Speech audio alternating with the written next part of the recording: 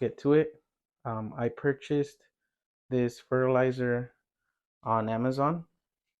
Now I selected this fertilizer because it has the right proportions of the nutrients that I believe will be the best for your orchid. So I'm just gonna show you how it comes. It was about $6 on Amazon. So it has a measuring tool. So let me see, this big one says 1 tablespoon and the small says 1/4 of a tablespoon. Okay, and this is how the fertilizer looks. So it's a powder. Let me get this real quick. So it's a powder. This is called a soluble fertilizer. So basically you mix it in water, clear water, and you're able to use that water mixed with the fertilizer to fertilize your plants. So it's that one right there. Okay. So this orchid needs water. So I'm gonna fertilize it once a month because it's in bloom. If it were just growing the foliage or the leaves, the orchid leaves, if I was trying to get more leaves or get more roots, I would do it more often, so maybe like twice a month. And the instructions usually are very simple. I'll give you an example. I already read this, so I know that it needs 1/4 of a teaspoon per 1 gallon of water. So I like these jugs. As you can see, they already say 1 gallon. So you know if it's filled up to the top, that's 1 gallon. So it's easy for you to mix the fertilizer. And basically that's what I'm gonna do. I'm gonna open this up. I'm gonna add 1/4 of the teaspoon into the gallon of water. And just like I showed you how to water an orchid, that's the exact sorry, that's the exact same way that I'm gonna fertilize this orchid. Okay. Okay, so now I open the packet and I'm gonna add the 1/4 teaspoon just like the instructions on the box said. And I'm gonna add it to the gallon of water. So this is the 1/4 teaspoon. And that's gonna go directly in there. Now since it's soluble, it's meant um to mix very well with the fertilizer. Alright, so I shook it for about 10 seconds and it seems like everything, all the fertilizer is well mixed in there. So we're gonna water just like you already know.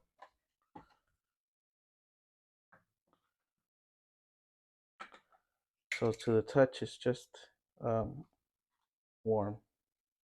It's not hot, it's not cold, but remember, cold damages your roots. So I'm gonna take the water with the fertilizer.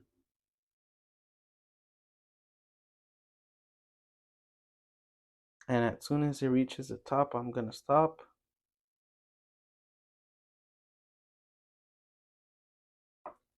So I saw the bark rise there. So I'm gonna stop. So if you notice, I still have a lot left. So I can actually save this and use it another time, or I could even place it on my plants I have around the house. So make sure you take this off and you label it fertilizer so no kids or anybody else that thinks this is regular water drinks it, right? So another important thing is soluble fertilizer. Since they mix really well with water, you want to cover where you opened it. You want to make sure it's really closed because moisture from the air could get in there and it will mess with your fertilizer. So I noticed there's a little string that we can use to tie it.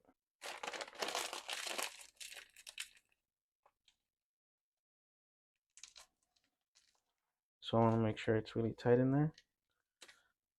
Okay, we put it back. Our measuring tool, and we save it for next time. And that's it. Now it's been about a minute since I placed the water with the fertilizer in there.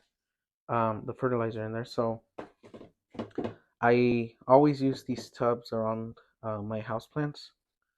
It's very easy to. They're very easy and very um, useful to use. So easy to use and very useful.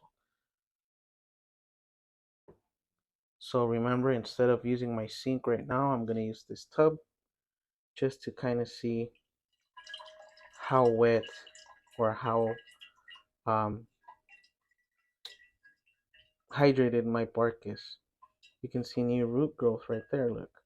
So this fertilizer is going to suit it very well, because even though it's in bloom, orchids can still produce fresh roots. And a lot of the nutrients that we're adding with the fertilizer are meant to help your blooms, but also the entire orchid itself.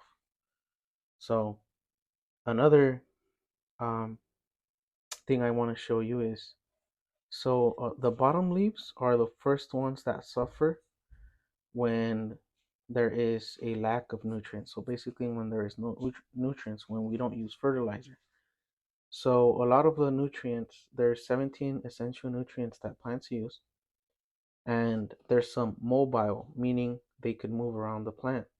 So those mobile nutrients come from the bottom of the leaves, and they're transferred to the upper leaves, or the stem,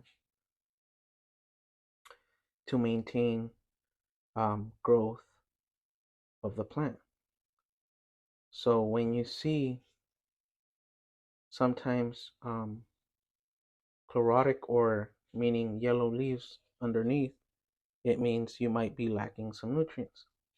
And this fertilizer that I chose, that we used on this orchid right now, has nitrogen, phosphorus, potassium, boron, copper, iron, manganese, and molybdenum, and zinc.